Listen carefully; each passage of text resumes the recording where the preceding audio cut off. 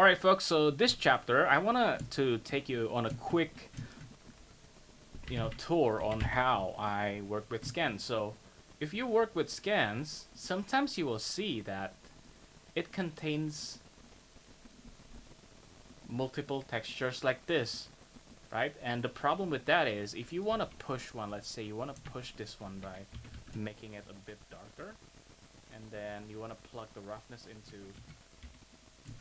there and put a color ramp on it to control how the roughness works, right? Perhaps you want to do that, and then you also want to plug something into the bump. In fact, I do this a lot with my scans because scans doesn't really have a normal map. Sometimes it's just albedo.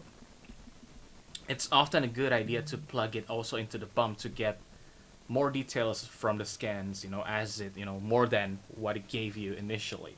Now, but the problem is sometimes a scan will have a texture so big that it has to be separated into separate materials like this. And the problem with that is if I want to tweak one, then the rest cannot be tweaked. And then I also have these other scans here, which is not in sync, right? But how do I make it in sync? Well, it's actually pretty easy to do. Now, with all this setup ready, I just select it all, Control G, and then back. I will name this Muddy. Okay. Now after this is done, I can just go to the other material and just copy Muddy in. Sorry, this is Muddy. Copy it in, and it will just be there. And it's the same here. Right, the same here as well. Now, the cool thing about this is if you edited one material, it's going to affect it across the board. So it's a really good way to control multiple scans with just one node, right? You don't have to be working on every single scan in a very tedious way, which is annoying, right?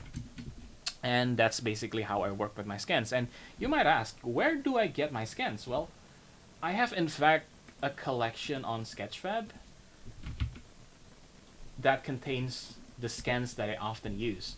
And I'll put that collection into the text document that I'm going to include in this tutorial, but this is one of them, and this is one of them, right?